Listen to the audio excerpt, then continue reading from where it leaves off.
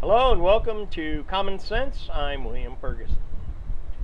Today, I had some good news today in that the people involved in the Obama administration, there is finally some headway going on in DC to get something done.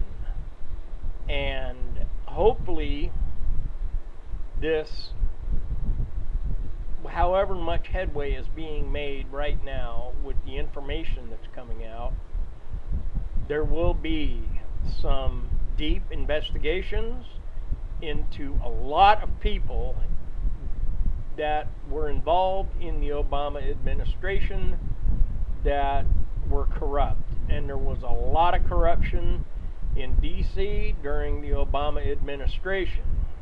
Now,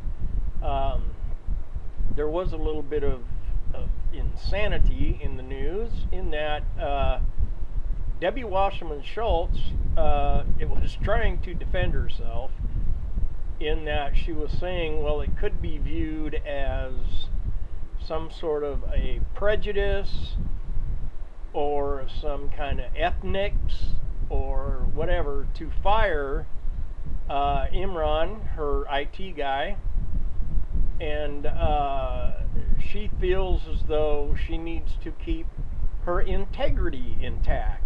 Well, I hate to tell you this, but Debbie Wasserman Schultz, you don't have any integrity. Okay, you lost it a long time ago, and you proved that you lost it during the Democratic campaign during the 2016 election. Okay, so let's put the integrity thing aside. Forget about it. You don't have it. Okay, now it's also curious to me. Okay, this is a one curiosity that I just don't get.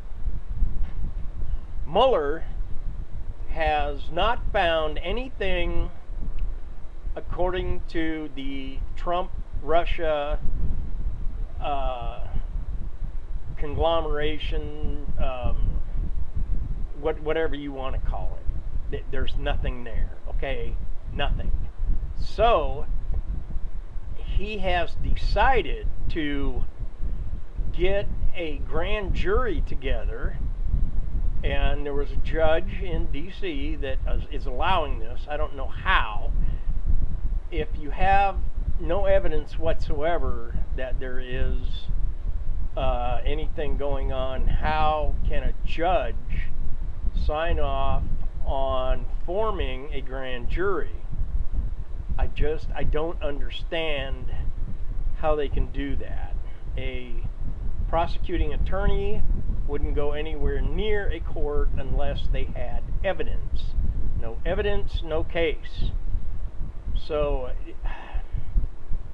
now I understand, or I've heard it said, you can convict a ham sandwich in a grand jury. Because what happens is you're not allowed to have any kind of defense attorneys there. You don't get to speak for yourself. What happens is the prosecutor asks questions, and the questions are answered. Now, if you don't answer the question absolutely 100% truthfully, then they put you in jail. Okay, now, why that is, I don't know. I guess it's just a way around bending the truth, I guess, so that they can put anybody they want in prison because you lied to the grand jury. Now, I still don't understand how Mueller can get a grand jury when he has no evidence. I don't understand that. Something else I don't understand is, how is it that the House of Representatives and the senators are allowing taxpayer money to be spent on this. There has been found no evidence, and yet they're still spending taxpayer money on investigating nothing. And the bias in the team or staff that Mueller has put together is ridiculous. There should be no bias whatsoever, and there should really, in my mind, be no political affiliation.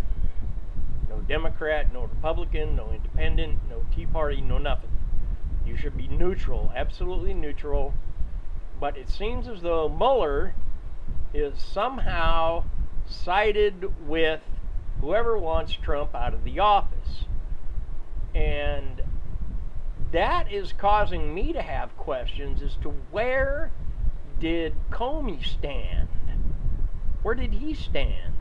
Because Mueller and Comey were friends. They probably still are. And I wouldn't doubt if Comey is still feeding Mueller little bits of stuff to say, here, do this, you can do that, we'll get something somewhere, and that'll be the end of it. But I really don't think so. Somebody has to stand up somewhere and say, look, this is getting ridiculous. We're spending taxpayer money on nothing. When there is plenty to investigate in just about everybody involved in the Obama administration. So I just don't understand. It makes no sense whatsoever that Mueller is still trying to find anything he can. The Russian thing is dead. So now what? Now, from what I understand, he's going to start looking into finances. Well, okay, let's say that Donald Trump Sr. bought a hot dog from a Russian at Kaminsky Park on a summer afternoon before a baseball game. So is that colluding with the Russians? It probably would be seen that way, and everybody goes to prison because the Democrats and the media are just hell-bent on getting Trump put in prison, even though there is no illegal activity there.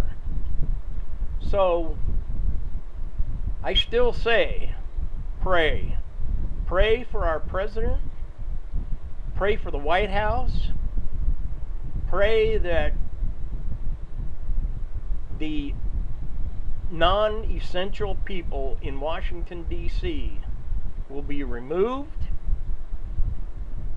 that the leakers will be found, that we can clean up the federal government in this country and get back to what we do best, being a free country, prospering, and just being us, Americans. Common sense says we're free, but the Democrats don't want us to be, I don't think. I really don't think they want that. So I thank you for listening. Thank you for watching. President Trump, my prayers are with you. Keep pushing.